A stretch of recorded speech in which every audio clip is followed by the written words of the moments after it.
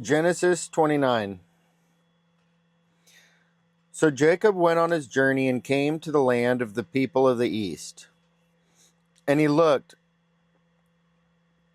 and saw a well in the field, and behold, there were 3 flocks of sheep lying by it.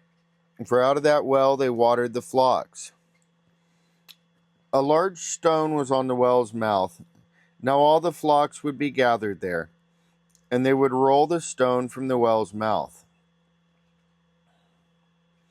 water the sheep, and put the stone back in its place on the well's mouth. And Jacob said to them, My brethren, where are you from? And they said, We're from Haran. Then he said to them, Do you know Laban, the son of Nahor? And they said, We know him.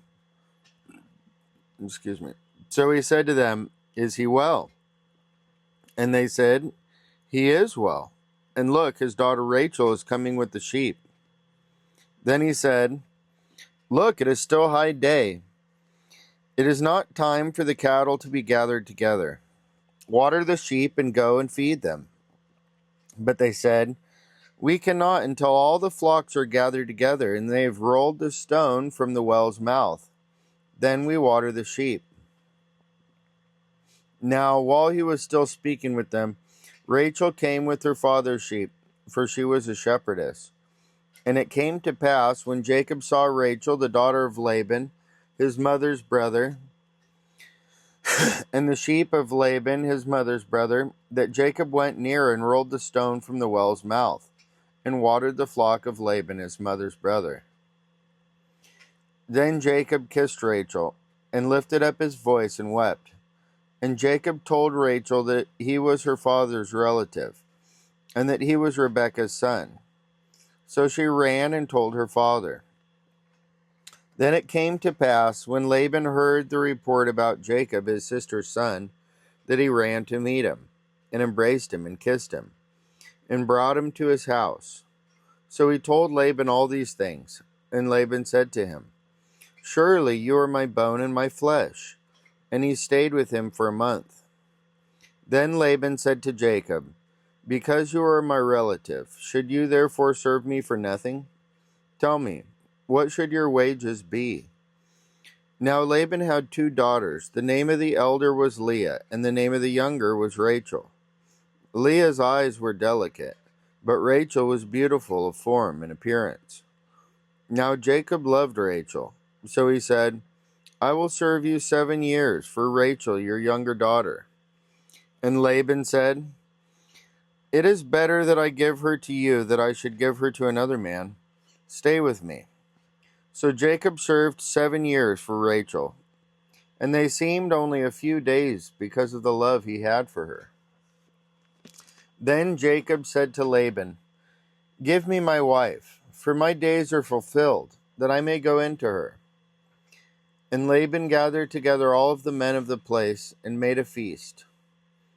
Now it came to pass in the evening that he took Leah his daughter and brought her to Jacob, and he went into her.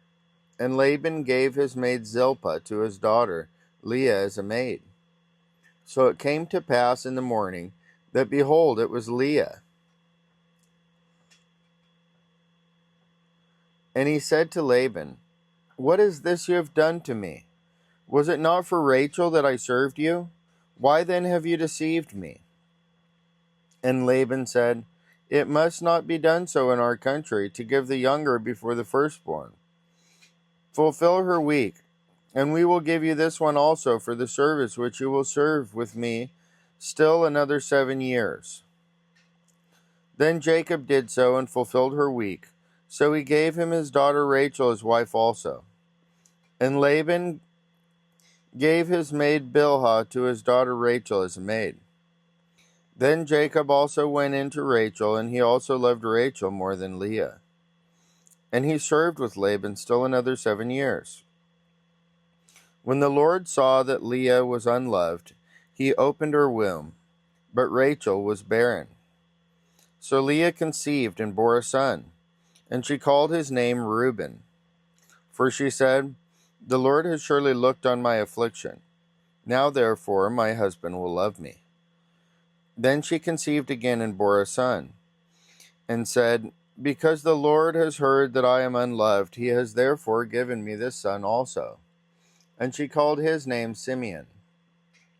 She conceived again and bore a son, and said, "Now this time my husband will become attached to me, because I have borne him 3 sons." Therefore his name was called Levi. And she conceived again and bore a son, and said, "Now I will praise the Lord." Therefore she called his name Judah. Then she stopped bearing.